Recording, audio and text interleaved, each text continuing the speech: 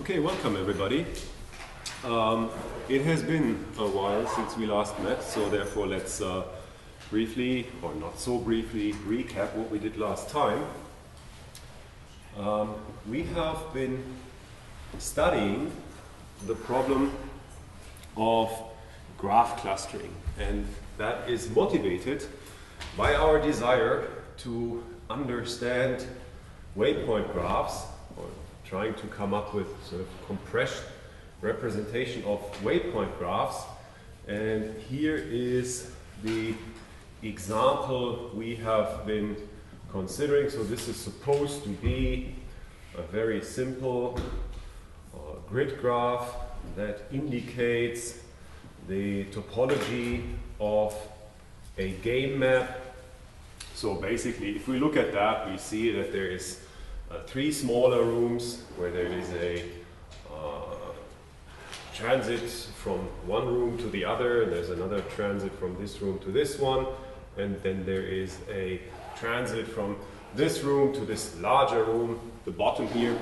To us, as the human observers, it is obvious that this graph, let's understand it as a grid graph, consists of four smaller units, four subgraphs.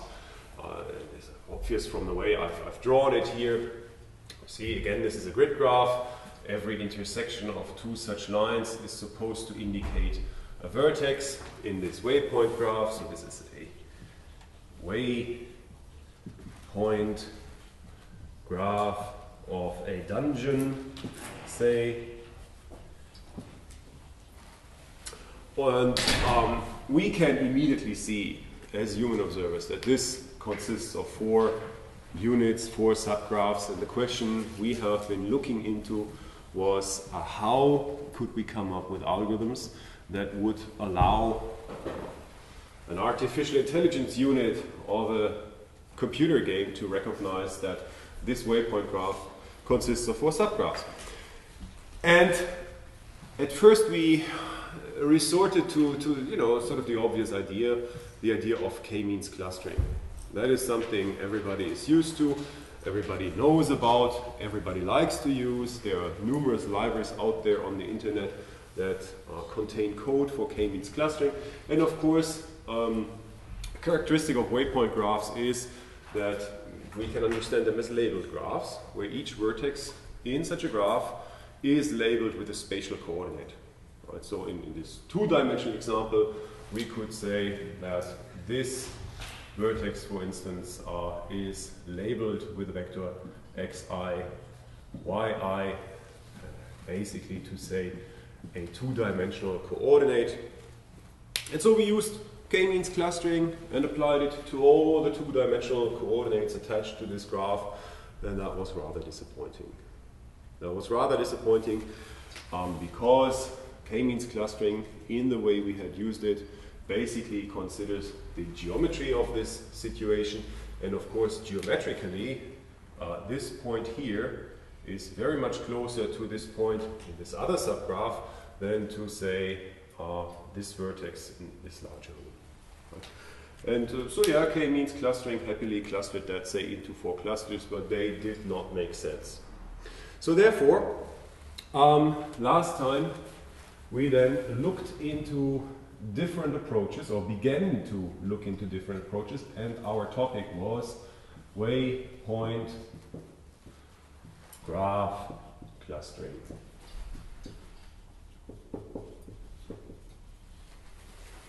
Right. And in particular, we began studying the idea of spectral clustering. Spectral clustering. We did not really make it to the end so far, but we began looking into that, and today we'll hopefully wrap this up. And well, basically the idea of spectral clustering is based on the idea of spectral decompositions.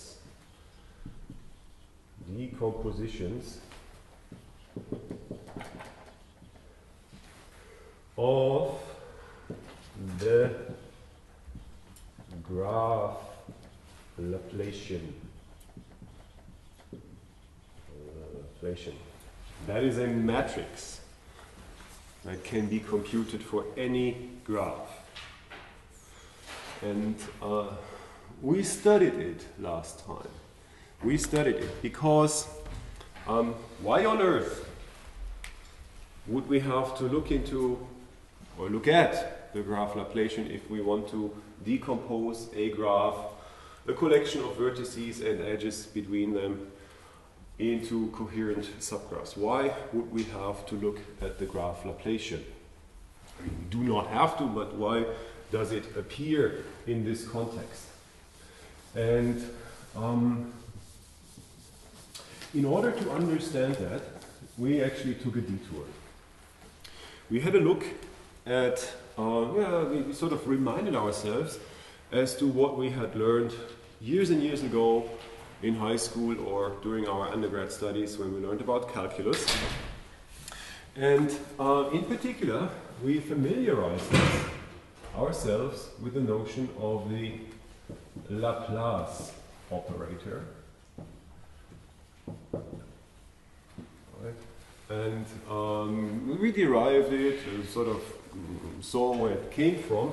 Basically, it is written like this, using this Greek letter delta, capital delta, and applied to some function f of vector x. So this is a scalar function whose argument is a vector of parameters. So x1, x2, x3, I don't know, all the way up to some xm. And we saw that it is defined as basically the inner product of the nabla operator with the gradient of f of x, which we can write as the sum where I ranges from 1 up to m, where m is the dimension of the parameter vector. And then we have d square dxi square f of x. So this is the definition of the Laplace operator. This is what it does. If we write this capital delta in front of a function f of x, we tacitly assume to actually write this, right? Yeah, we're going to look at continuous functions, and in particular we then generalize is the wrong term here, but sort of we specialized what we found in the case of continuous function to the case of discrete functions.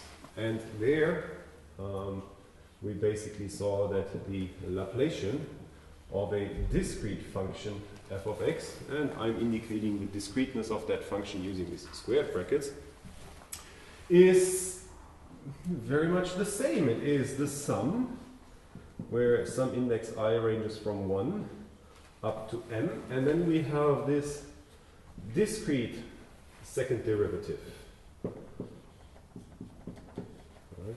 But that's exactly the same. We talked about discrete derivatives and the fact that the derivative from above and from below may not be the same in the case of discrete functions, so you have to be careful.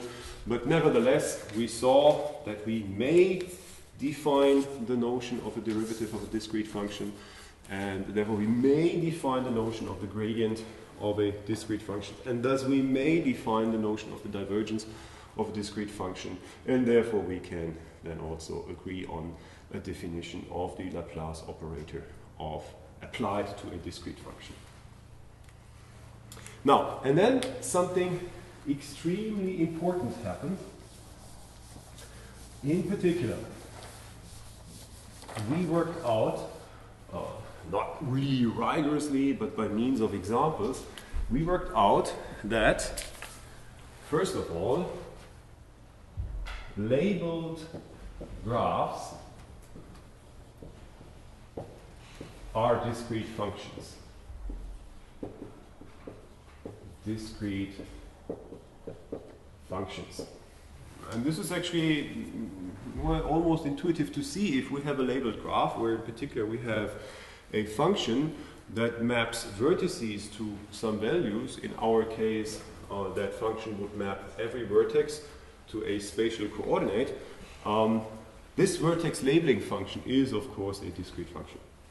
So you have a finite number of vertices, and that function would assign a spatial coordinate to each of these vertices. Right. So this is indeed like this fact that the graph is labeled immediately implies that it represents a discrete function. And interestingly, the topology of the graph provides us with a neighborhood. Right? So like where when we're talking about functions defined over a plane, continuous or discrete functions, we have a geometric understanding of what it means for 2 points to be sort of neighbors of each other. And in these graphs, we do have edges. And these edges indicate which of these vertices are neighbors.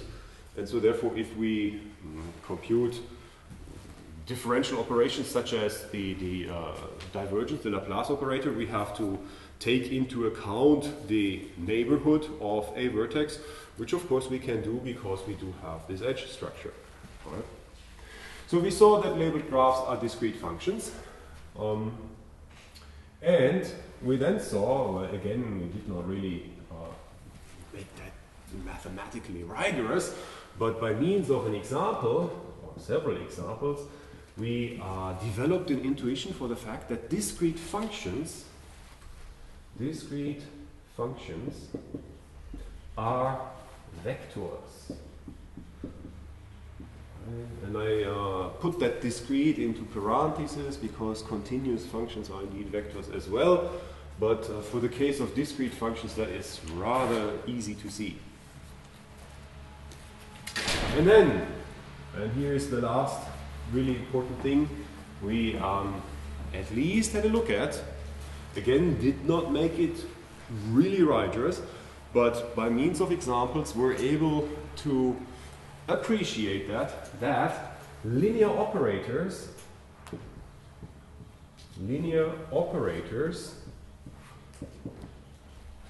are matrices.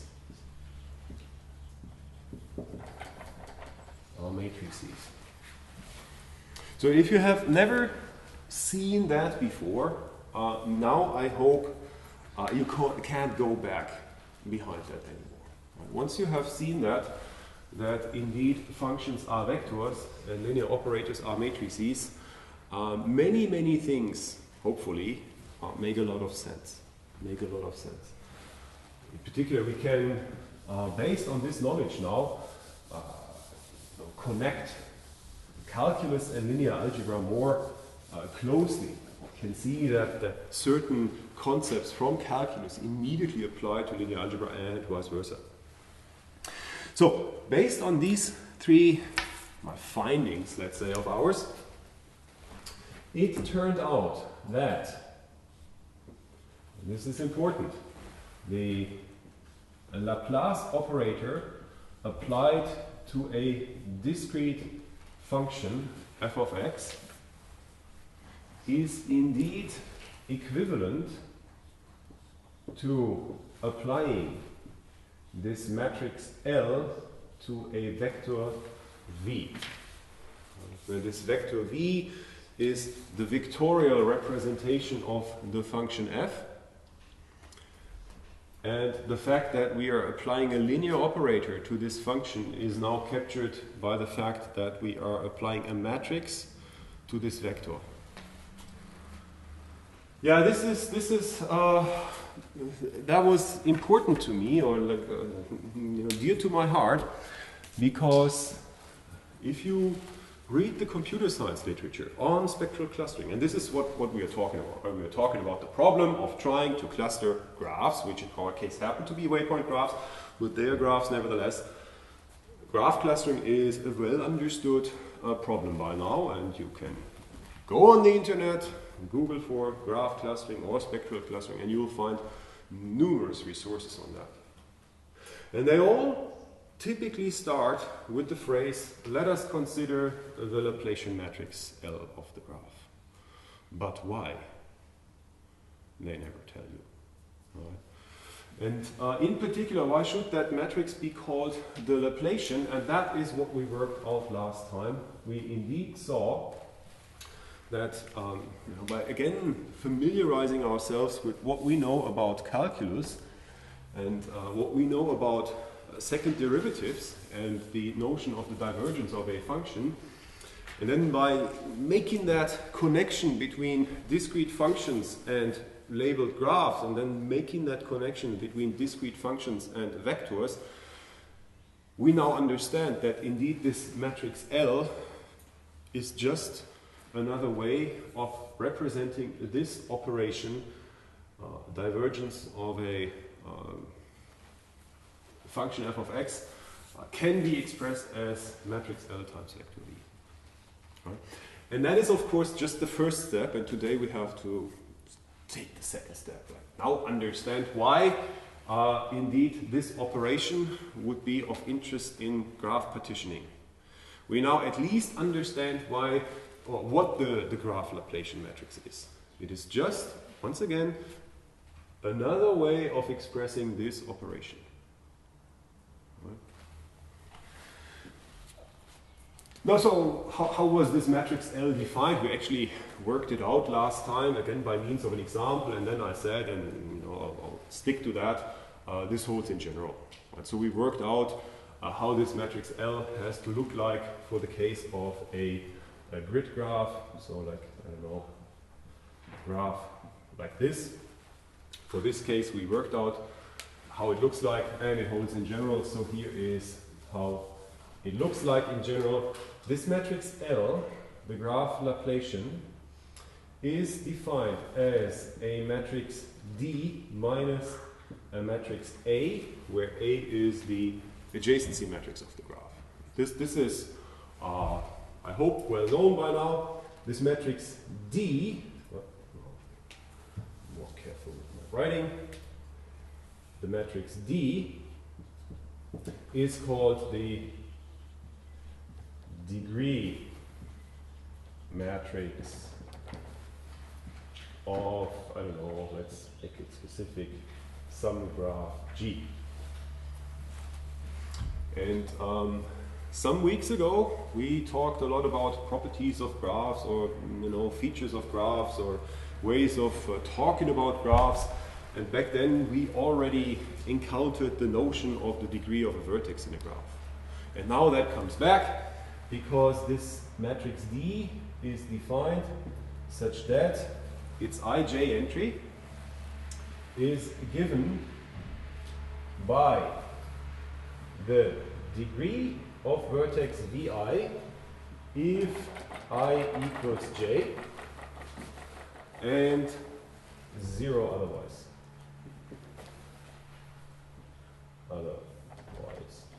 So this is basically to say that this matrix D is a diagonal matrix. All the entries of matrix D that are different from 0 are found along the diagonal. So matrix D looks like this, like so. Along the diagonal, we do have entries different from 0, and all the off-diagonal elements are 0.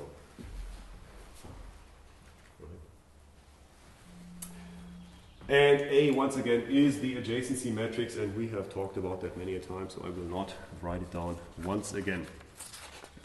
So, this is what we worked out last time. We understood, once again, by looking at what we know about calculus, the notion of the divergence, and we saw that this is indeed connected to this matrix L if it is written like this. Degree matrix of the graph minus adjacency matrix. Now it is time for us to understand why this matrix should appear in the problem of graph partitioning at all. It's good to understand that this matrix, what it does. And it's basically just an encoding of the operation of computing the divergence, but why on earth would it appear in this context? So, and therefore we will begin our study of spectral clustering, part 2, by just writing down the wave equation And again, what I'm doing here is highly unorthodox. This is something you will not find, typically not find in the computer science literature. But let's see if this approach towards explaining it is probably more intuitive. Let's see what happens. So I'll write down the wave equation. And the wave equation, or wave equations, quite frequently appear in our study of mankind, of nature. So waves are a very prevalent phenomenon in nature, happen all the time, like in, I don't know, water, acoustic sound waves, light waves. So the waves are universal. And it turns out, and this is one of the great accomplishments of humankind, that we are able to describe wave phenomena in terms of mathematical equations. And these equations happen to be linear, partial differential equations, and this is often written as PDE, partial differential equation. We consider a function u, which is a function u of depends on time t and location x. So for three-dimensional phenomena, this would be a function u of 4 arguments, time and x, y, z coordinated space. Right?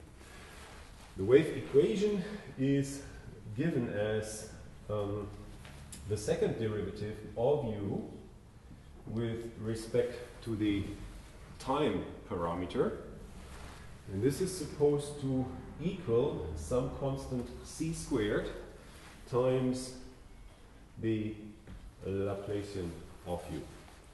So note that I have dropped the arguments just for the sake of reducing clutter in my writing. This is today equation 1. Okay, yeah, on my way to work today I thought I have to motivate this. Even though this sort of takes us rather far away from our field of study, I guess it's a good idea to just briefly look into what this means. And so I prepared an example. What is a wave? What is a wave? A wave is something that describes how a distortion moves through a medium. It is not the description of something moving itself, but a distortion. And imagine, so like this is a brief example. Let us start with a discrete setting. Right? Let us suppose we have, I don't know, a system of, I don't know, billiard balls. And these billiard balls are connected by springs. And there are like more billiard balls. So whatever, we have lots of them.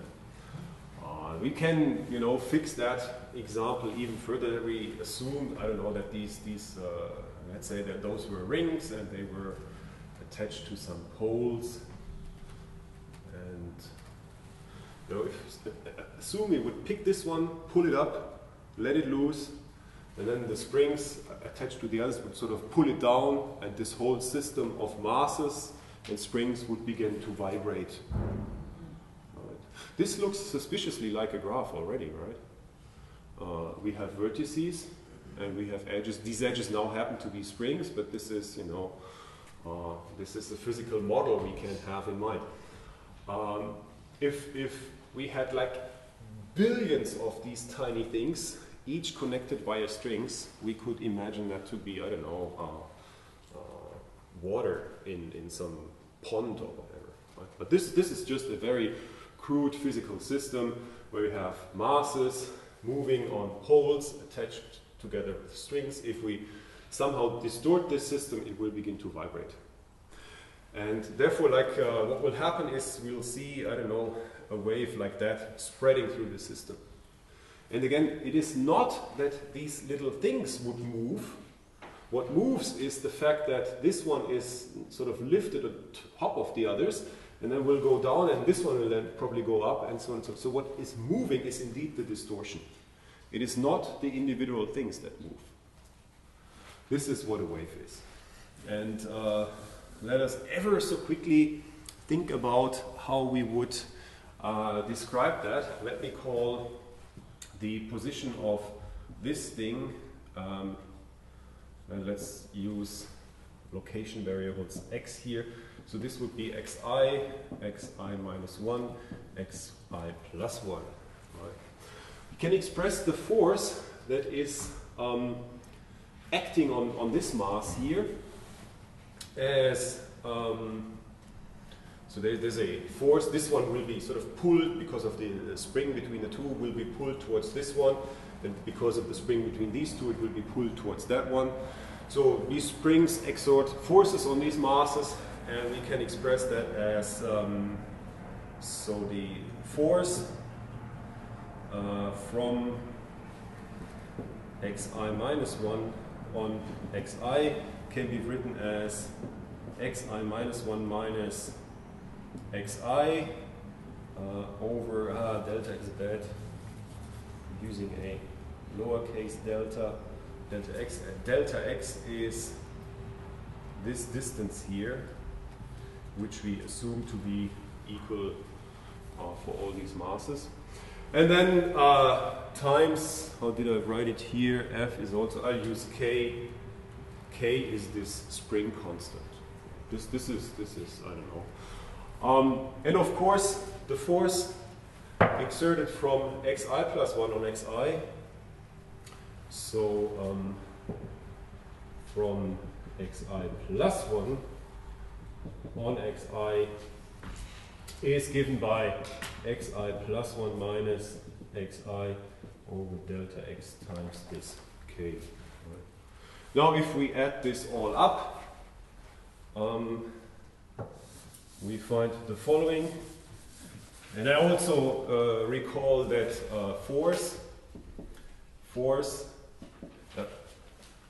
physical force is mass times acceleration, which is the same as mass times second derivative with respect to time of a location variable. So I'm writing the second derivative with respect to time using these the Newton representation with the two dots ever so briefly. This is really not really important.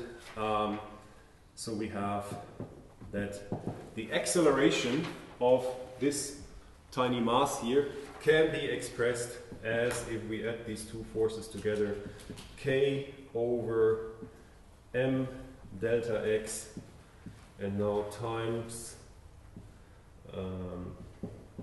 xi plus 1 plus xi minus 1 minus 2 xi. There it is again.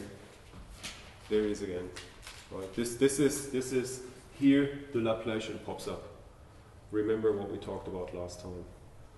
Has a different sign than last time, but there it is again. We have that this thing contributes twice to this problem here, and the neighbors contribute just one. So basically, now this is the discrete setting. If we now would introduce like billions of masses in here, so basically would have this delta x go to 0. Then we would find this equation here, xi dot dot is dx square dx square. So this is basically where this wave equation comes from. I forgot the I should probably times some constant. Let's call it c squared. This constant here. So this is indeed, now we understand this little equation here. Well, I don't really understand it, I'm extremely sorry about it. But we can think about lots of masses connected via springs We pull at one of the masses, let it loose, and then the whole thing will vibrate. We can describe the dynamics of this system. This is the power of physics. We can model what is going on using equations like this. And this was for the one-dimensional case, and for the, I don't know, m-dimensional case, some spatial dimension, this is written like this. Okay? And again, this already looked suspiciously like a graph. All right? Looked suspiciously like a graph.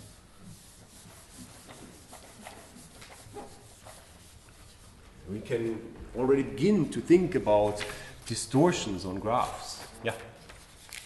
What about like the direction here of the force? So oh yeah, that was because it was one-dimensional. So we had this so the force works like that, right? And we had the difference. This is basically the height difference was this xi minus 1 minus xi. That was the height difference. And then we had divided it by this delta x here. So this gives us the slope. Yeah. So very good question. We actually had the slope. Right? Yeah. This is exactly what we need. Now, yeah. Again, our question is, what does this have to do with graphs? And in order to appreciate that, we will ever so briefly try to understand how these problems are solved in physics.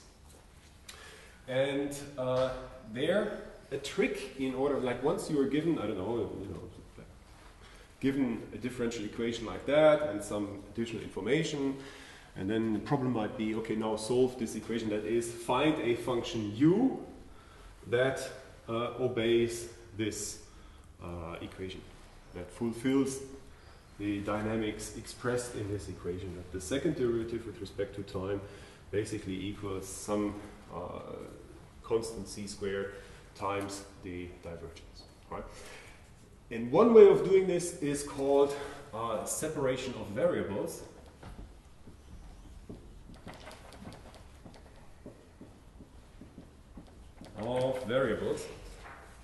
And this is a so-called Ansatz. We basically, in order to try to solve this problem, assume that this function u of t and x that we have to find can be expressed as a function v of x times a function w of t. This is an informed guess. Why should that be? It is just to simplify our lives. But if we make this assumption that the function, the description of the wave we actually want to obtain can be written like that, then we can plug this back in here and find that equation 1 is equivalent to saying, now let's look at this. So we have on the left hand side u twice differentiated with respect to t. Basically v of x does not depend on t, so on the left hand side we have v of x times d square dt square w of t. So this is the left hand side. And the right hand side is c squared. This is constant that appears there. Now w does not depend on x, so it's just another factor. But basically our unknown function v of x does depend on x, so we have to compute the Laplacian of v of x and just times w of t.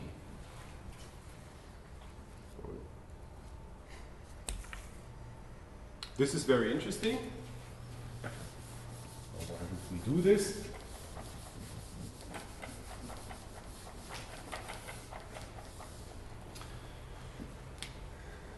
This is, of course, to say that with some very fancy algebra, so for instance, we may divide both sides by v of x and by w of t is the same as if we were to write, I'll make it w dot dot of t again. So this is w dot dot is the same as d squared dt squared. It's just a different way of writing. This is how Newton wrote it. This is how Leibniz wrote it. So we have them both on one whiteboard today. Yeah. Removes clutter. W of t is the same as c squared divergence v of x. This is equation 2. No magic here. I have just divided both sides by w of t, and then I have divided both sides by v of x, and we get this. Right? Now, this, however, is very interesting because now we note the following. Note the left-hand side of 2 depends only on the parameter t. There is no function of x on the left-hand side. And the right-hand side of 2 depends only on x. Now this is crazy because what it tells us that we have an equation here where on the left-hand side we have a function of time and on the right-hand side we have a function of space. And they are supposed to be equal. And if we do some really deep thinking, we realize that can only happen if they are constant. Right? So the fact that on the left-hand side we have something that depends only on t, on time, and on the right-hand side something that only depends on x, space, and they are supposed to be equal, means they have to be constants. Otherwise that could not be. If they were like some crazy functions, they couldn't be equal.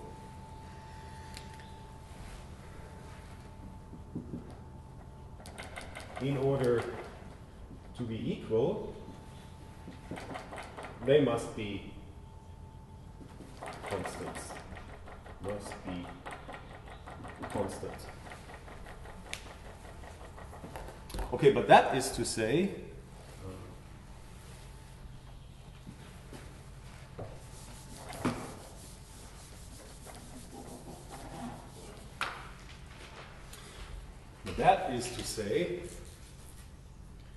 that this w dot dot of t over w of t, which is supposed to be c square divergence of v of x over v of x, this has to be some constant gamma, using the Greek letter gamma here. Now, but then we have the final piece in our puzzle. This basically is two equations. We have w dot dot over w equals gamma, and we have c times divergence v over v equals gamma. Right? So two equations here, and I'll just ever so slightly rewrite these two equations. We have w dot dot, I'll make it, of t equals gamma times w of t. So the first equation, this equals that, and I just multiply both sides by w of t. And the second equation is that this divergence of v of x equals gamma over c squared times v of x. And I will write this factor gamma over c squared as lambda now. So we basically have, make it explicit, delta v of x equals lambda v of x. This is equation 3. Now, what has happened here?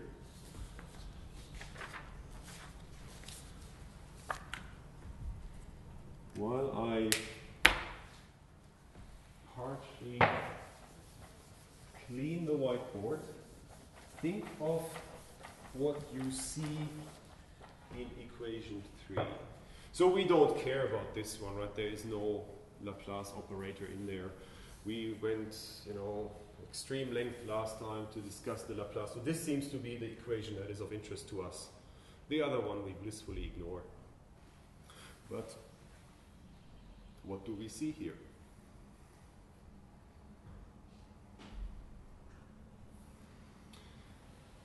We... Is that the matrix that represents the... No, this is a number. This is a number. This is an operator applied to a function, and that is supposed to be the same as a number times the function. You're very close? Yeah, eigenvalue. Exactly! This tells us that the function v of x we are looking for is an eigen function of the Laplace operator. Have you heard of eigen functions before? Alright, so then let's dive into that. But first, this is extremely crucial. This is extremely crucial. What this equation tells us is that this function v of x is an eigen function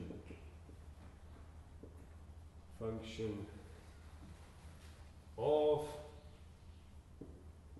the Laplace operator. Now remember, last time we spent a lot of time on establishing that functions are vectors. Right? And we do know about the notion of eigenvectors and eigenvalues of matrices. Last time we also established that linear operators are matrices. And here you have it again. Right? So we have a function which we established can be thought of as a vector. And we have a linear operator which we established can be thought of as a matrix.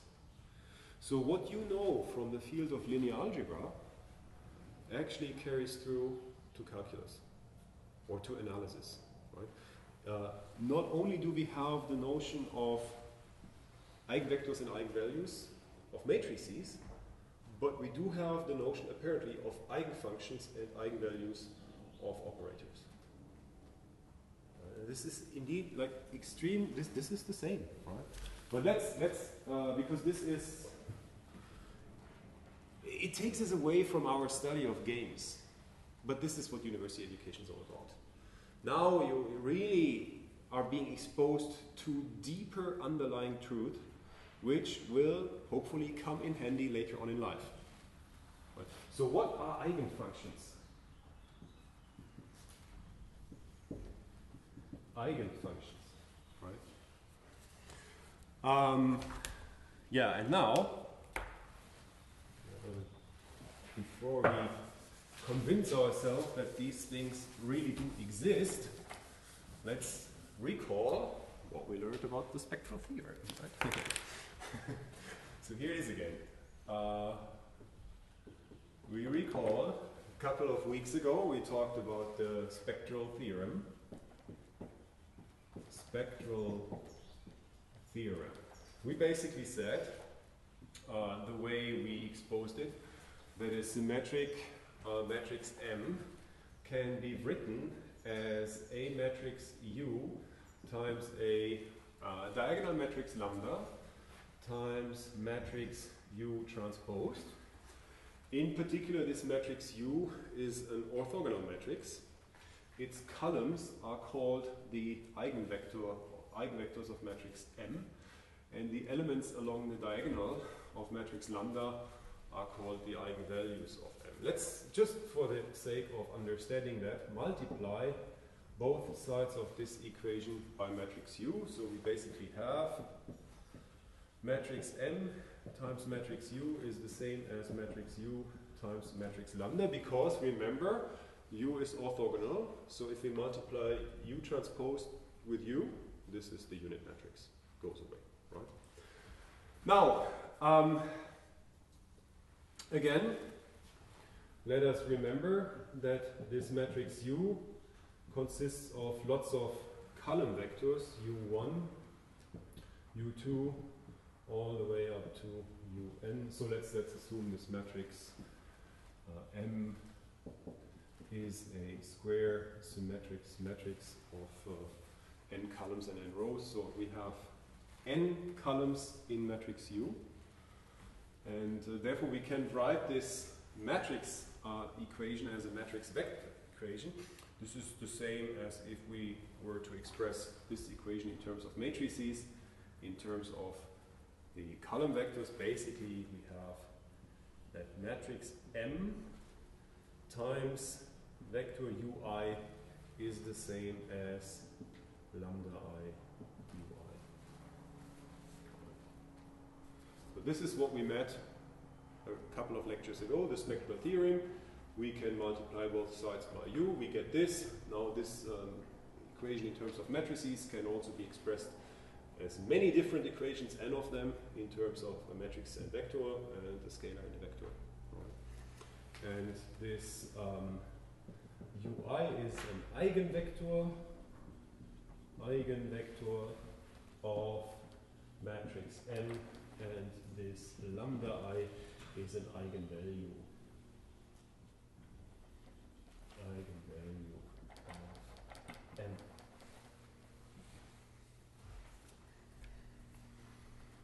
Right? And again, remember that last time we spent a considerable amount of time on developing the intuition that functions are vectors and operators are matrices. Now we see that matrices may have, not all of them, but may have eigenvectors and eigenvalues. And so, sort of by analogy, we can hopefully accept the fact that there are operators, linear operators, that have eigenfunctions and eigenvalues. Do you know some such examples? You do, but do you know it consciously?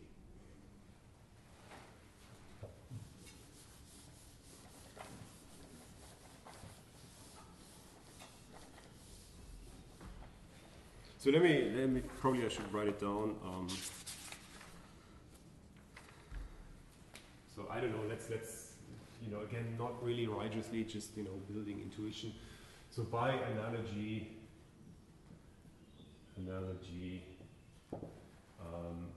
linear operators may have eigenfunctions.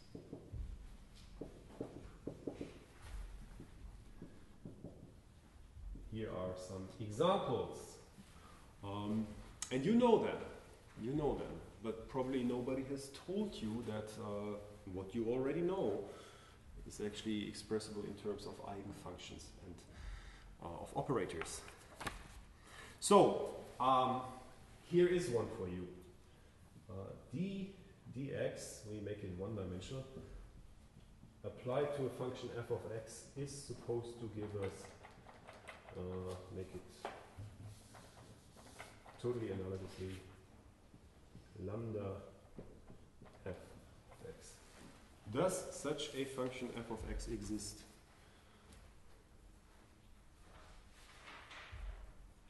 So we have a linear operator, the derivative with respect to the parameter x. This is just one-dimensional example, right? And we apply it to a function f of x and ask or require that this derivative is indeed the same as lambda times f of x.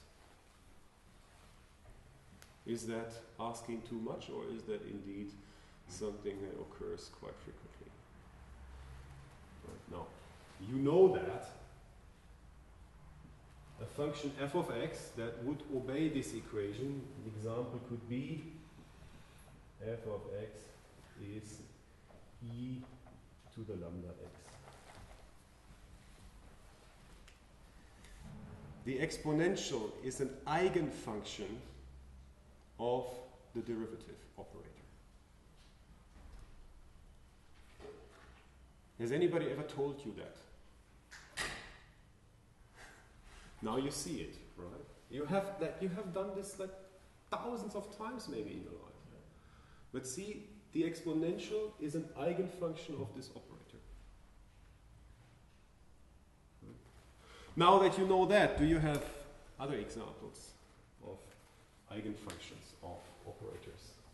Let's make another example. So, what about the second derivative of this? Is supposed to be, what do I have here? We have a different operator now. If you want a different matrix, does this operator also have an eigenfunction? And if so, Have a guess, maybe sinusoidal? yeah, sine is one. There you go. So, for instance, one of the functions that would obey this would be f of x is sine of, and I have to be careful, minus square root of lambda times x. This is an eigenfunction of this operator. If you differentiate this twice with respect to x, you will get lambda times f of x. But another one could be, I mean, like, it's like f of x could also be, of course, e raised to the power of square root of lambda times x. But they're actually. So you know that operators can have eigenfunctions. Right? Now, this was a brief digression. Where do we come from? We basically came from the problem looking at this equation. V of x is supposed to be some lambda v of x, right? I will not now actually solve this. That can be tricky. But we know that this eigenvalue problem here, or eigenfunction problem, is an eigenfunction problem. Occurs while we are trying to solve the wave equation. And this is the part of the lecture now where I have to make a decision. Either we dive really deep into physics, which I probably would not want to do, or I sort of hand wave the details away, which I'm going to do. Right? So this is what we have been looking at. It occurs while we were trying to solve the wave equation. And it gives us a relationship for the sort of spatial relations between the things that move in a wave. Not so much the temporal dynamics, but the spatial dynamics. Right? So we can therefore intuitively say, so this was equation 3, that solutions 2, 3 indicate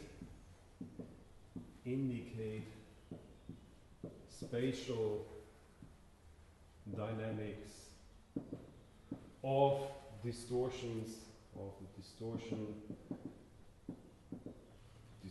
that spreads through a medium. This is what a wave is, of a distortion spreading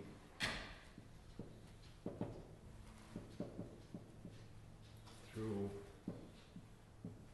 a medium. Right? Very, very rough and basically hand-waving all the nasty details away.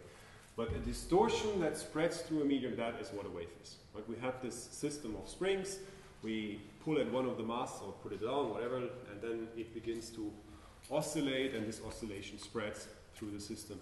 That is a wave. And the spatial dynamics are captured by this equation, or basically by the solution to this equation. Right? And therefore, now, here's another jump, conceptual jump. If the medium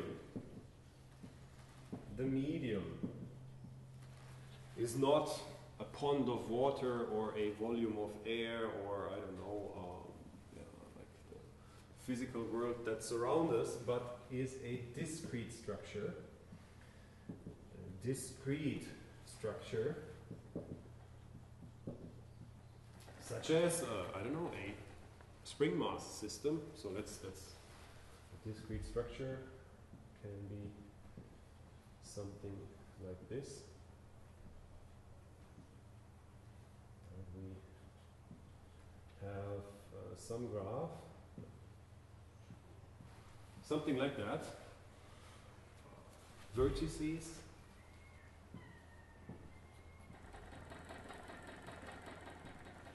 and edges which happen to be springs, so that a wave can spread to this. We distort one of these things and this distortion will spread through the structure. If this is a discrete structure, then again by analogy, 3, that is this equation, becomes, and now we have it, matrix L times V equals lambda times V. Right? Let's call this one 4. So if we wanted to study wave phenomena on systems like that, a very tiny graph here can be a larger graph, and we would, add some energy to that, like, pull one out and let it loose again, and the whole thing would vibrate. This is not a continuous system, so instead of using this equation, we could express this spatial dynamics of this vibrating system using this equation, right? And the relationship between the left-hand side of this equation and the right-hand side, left-hand side of this equation has been worked out last time. So then you have it. Basically, if we are looking for eigenvalues and eigenvectors of this graph Laplacian, what we are doing is, conceptually, we are trying to solve wave equations on graphs. And in a very loose sense, again, it's better to have understand the intuition here than to make really right, just takes us too far away from games.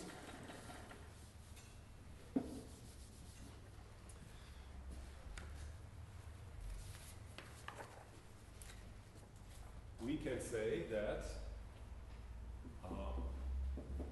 in a sense, so I put that in quotation marks because this is actually something I should make very precise, but I will not. Solutions to this discrete equation 4 indicate,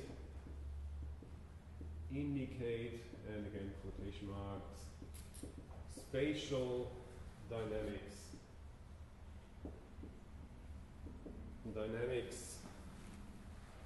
of, I don't know, say waves on graphs.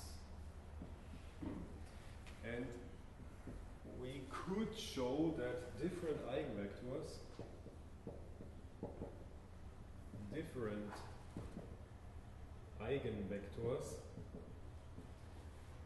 of L, this graph Laplacian, which is a discrete analog to the Laplace operator, indicate,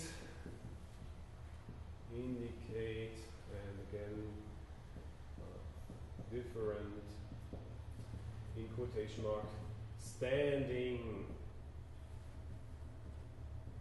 waves. So if this matrix L is an n by n matrix, it typically has n distinct eigenvectors, and we can physically interpret these eigenvectors as different basic dynamics. So there could be a very slow wave, right, that would be expressed by one, somehow expressed by one of these eigenvectors, but there could also be like very rapid waves.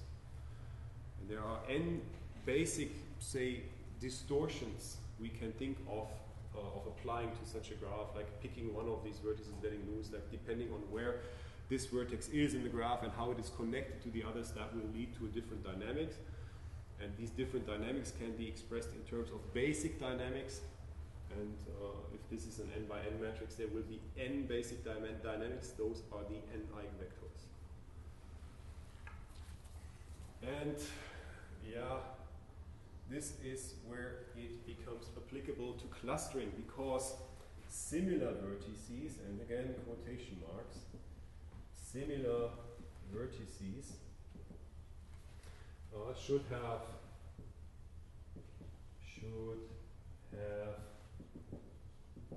similar dynamics. Right. And that is how we can use that for clustering. Finally, we can say that solutions to this problem of matrix L applied to vector V is supposed to equal lambda times V. This is the problem. Solutions to this problem should allow for clustering.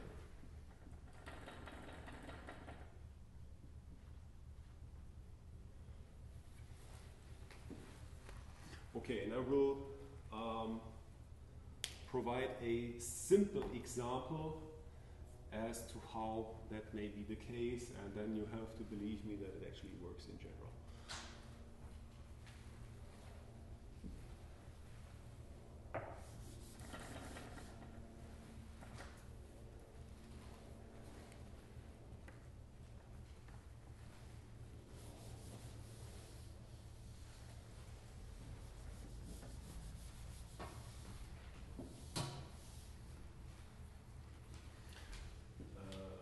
And this is again just to give you an idea. Example, let's consider a very simple graph, say a line graph, 1, 2, 3, 4, 5, 6, 7, like something like this, right? And I don't know, I would pull this vertex down, let it go again, then we would see like it would snap up, pull the neighbors with it. And, you know, this distortion would. So I pull this one down, the neighbors will come with it, right, because there's a connection. I let it loose, it will snap up, there will be a wave. Right. If I were, instead of pulling it down, I could also, you know, give it a short impulse, sort of kick it up. It would pull the neighbors with it, and then that would be a distortion. If I would continuously do that with a certain frequency, I could indeed create a so-called standing wave on the graph. That would be something that might look like this. I don't know. This is about 1, 2, 3, 4, 5, 6. Whatever. Something like that. This is, you know, think of it as a discrete realization of a wave. Something, right? Now, if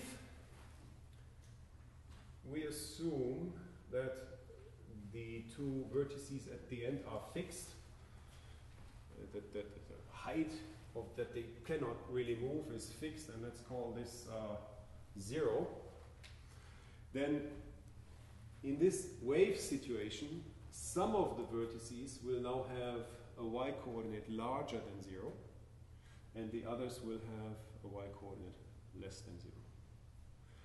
And that will provide us with two clusters. Right? Because we could say now, say for such a standing wave, it depends on the strength of the forces of these strings here, whatever, there's a certain frequency with which we can excite this system here, and then there's this standing wave, and it doesn't change. That would allow us, in this case, to partition the graph into two subgraphs. Namely, say, this subgraph consisting of these 4 vertices, and this subgraph consisting of these 3 here. Because here have y-coordinates larger or equal than 0, and the others have y-coordinates less or equal than 0. Right? That would also work if the graph was, I don't know, a grid graph, something like that. We, would excite one of these vertices, it would pull its neighbors up, and somewhere else they would go down, whatever. There would be some that would have a y-coordinate larger than 0, others would have a y-coordinate lower than 0. It does not have to be a regular lattice. Can be any way of any topological connection, like, I don't know, something like this, whatever. It doesn't matter. It's not a regular graph anymore. But we could do the same game. And indeed, one can prove, and this was a breakthrough when it was done, or when it was understood, that the first eigenvector of this Laplacian is a very trivial one. I'll write it down in a minute. The second one is interesting. The second one is when I say second eigenvector of this matrix L, I am referring to the eigenvector that belongs to the second smallest eigenvalue. And for this eigenvector, you can actually prove what I just sketched here, that if you look at it and look at components larger than 0, entries in this second eigenvector which have a positive component, and entries in that second eigenvector that have a negative component, this indeed provides you with a partition of the graph into two subgraphs that make sense from a physical point of view. Now, and then if you look at the third, fourth, fifth eigenvector of this matrix, they will indicate, I don't know, say higher order dynamics, so like the waves with lots of peaks and valleys. And if you were to superimpose them, you would get, I don't know, clusters within this cluster and clusters within that cluster, and so on and so forth. So without going into the nasty mathematical details at that point, indeed, from looking at the eigenvectors of this graph Laplacian matrix, we can learn something about the structure of the graph. And we can use that to cluster the graph. In particular, if we stick to this physical example we have been discussing today and last time, we can now think of it as, these spring mass systems, and if we excite one of them, it will have an effect on its neighbors, and the effect on vertices farther away will be different. Right. And that is indeed encoded in these vectors here. Okay, so then I already mentioned this second eigenvector of this graph Laplacian. It is called the Fiedler vector, to honor Miroslav Fiedler, who actually proved that in the 50s. Very interesting paper, very, very breakthrough paper. Now, turns out, years later, there's this close connection to physics, and to physicists that was not really that new, but this is how science works, right? In one field, it's some interesting epiphany, and in another field, it's just yesterday's news. But it's good to make that connection, and now you have that connection. Once again, if you read the computer science literature on spectral clustering, you will never find the discussion we just had. You will never find it. But now you understand the notion of the Laplace operator. You understand why this matrix is called the Laplace matrix of a graph. And you understand, or at least I hope you have an intuition, why that would appear in this context at all. And we can think of it as solving wave equations on graphs. And the dynamics of adjacent vertices should be the same, and we can use that to cluster the graph. Right? So ever so briefly, properties of this matrix L, and then I'll write down the spectral clustering algorithm, which is just a couple of lines, nothing special there. So it is very easy to see that this matrix L is symmetric. Symmetric, well, it's basically once again, L is the difference between D and A. D is symmetric, A is symmetric. If we subtract to this, it's like L is symmetric. It's not quite as easy to see, but I'll just tell you it's also positive, semi-definite. Positive, semi-definite. That is to say, we can always compute eigenvalues and eigenvectors for this matrix. This is good to know. It is quite easy to see that the smallest eigenvector of this graph Laplacian, the smallest eigenvalue, say, eigenvalue of L is 0, because by the way this matrix is defined, and the corresponding eigenvector is the vector of all ones. By the way this matrix is defined, if you apply matrix L to the vector where all its components contain a 1, you will get the 0 vector. And that is because on the diagonal of this matrix L there is a positive entry, say, of 4 in the case of a grid graph, and the off-diagonal elements that are different from 0 in any row of this will be -1, -1, -1, -1. Like, there will be as many -1s in every row of matrix L as the number on the diagonal of matrix L. But if you apply a matrix like that to the vector of all 1s, that will give you the vector of all 0s. And therefore, if you apply L to vector 1, you will get 0, but that is the same as 0 times that vector. So this is rather easy to see. We can also rather easily, but let's skip the details, that the other eigenvalues of this matrix L are non-negative,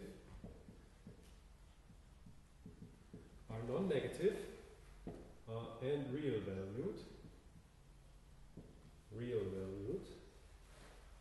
eigenvalues. So matrix L, the graph Laplacian, has non-negative real valued eigenvalues, where we just discussed that the smallest one,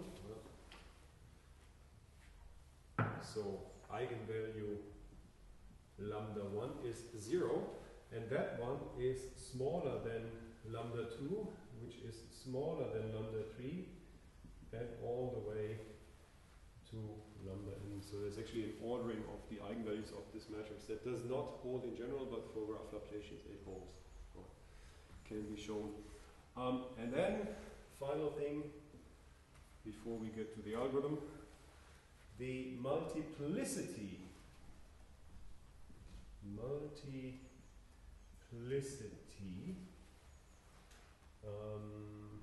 let's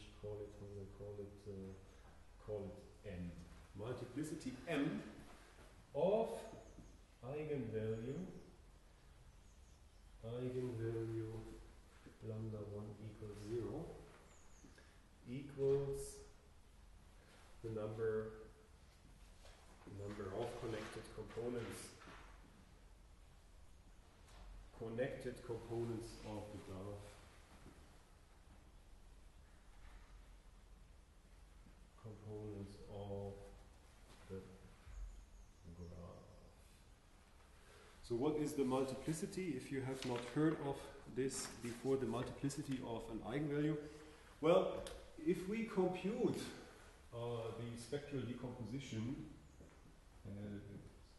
U times lambda times U transpose of the graph Laplacian matrix, it may happen that there are several elements along the diagonal of matrix lambda that have a value of 0. So there will always be one.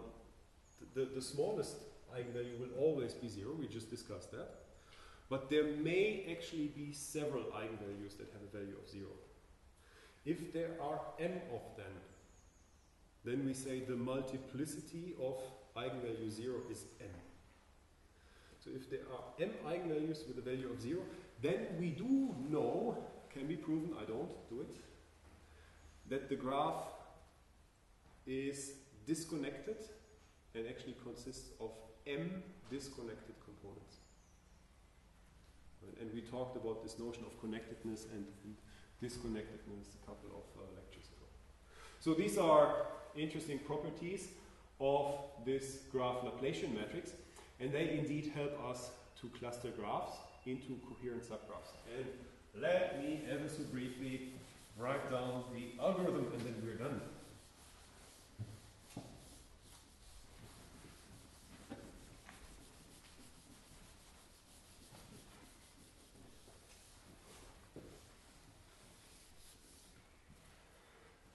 So after all this preliminary stuff, we can finally write it down. Spectral clustering, and let's assume we do want to find k clusters. Right? We do have to provide that number k. This is similar to k-means, where we also have to say, let's try to find k clusters with spectral clustering. With this algorithm, we also specify the number of clusters we want to find. It works like this. First of all, we compute, and I put it in parentheses, the normalized, but that's not so important here, Laplacian matrix L, which we know is a square matrix, and it should be symmetric, of the graph G we are dealing with. Right? And that is to say, if you want to compute this, you have to compute the degree matrix, which you can do. And you have to compute the adjacency matrix, which you can do. For instance, using Python and the networks X library, that is rather easy to do. And you will have to do it on the next, in the next exercise or project, actually. Right? So when I'm saying you are supposed to compute the Laplacian L, you just compute d minus a. Right? Once you have it, you compute the spectral decomposition. Spectral decomposition, that is to say, you compute these matrices U and lambda, so that if you multiply them like that, you get matrix L. In Python, you do that, NumPy, using the function Eigen. Right, there is in NumPy, e.g. using NumPy dot. It's in the linear algebra module. So NumPy lin alg dot Eig. If you look it up, you will see that this function Eig does nothing but that. It takes L as an argument and gives you U and not really lambda, but the diagonal of lambda. You can do that. No problem there. And now, the next thing is crucial. You let a matrix UK. I'm using this subscript k, which is this k of the number of clusters we want to find. And that is a matrix with n rows, but only k columns. Be the matrix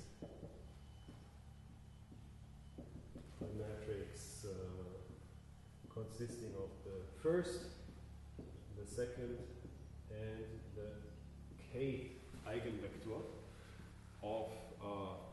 So basically, if you compute this spectral decomposition, say for instance using the NumPy function Eig, right, it will give you a matrix U that is an n by n matrix. This is always a square matrix. And when I say UK, I am referring to this part of this matrix, where you maybe have to make sure, you should, like in practice, that the columns of U are indeed ordered according to the eigenvalues. But do that, otherwise, determine the first k eigenvalues, that is the one that belongs to the smallest eigenvalue, the one that belongs to the second smallest eigenvalue, all the way up to the one that belongs to the k smallest eigenvalue. And these k eigenvectors you collect in this matrix UK. Okay? And then, and it almost hurts me to say it, you have a matrix consisting of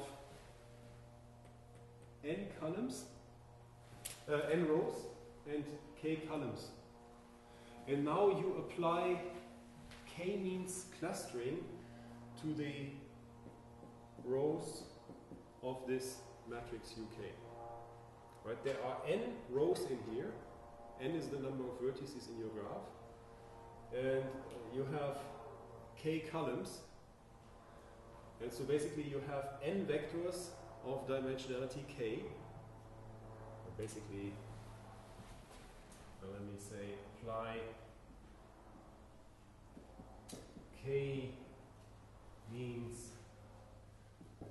clustering to this matrix UK transposed, right? So basically, matrix UK is this. Not matrix UK transposed. Keep it. Right. So you look at the first k eigenvectors in matrix U, or you determine them and gather them in matrix UK. Then you sort of transpose it. You don't have to. If you actually use NumPy, you don't actually have to transpose. You just apply k-means clustering to these vectors. Think of this matrix UK as your data matrix.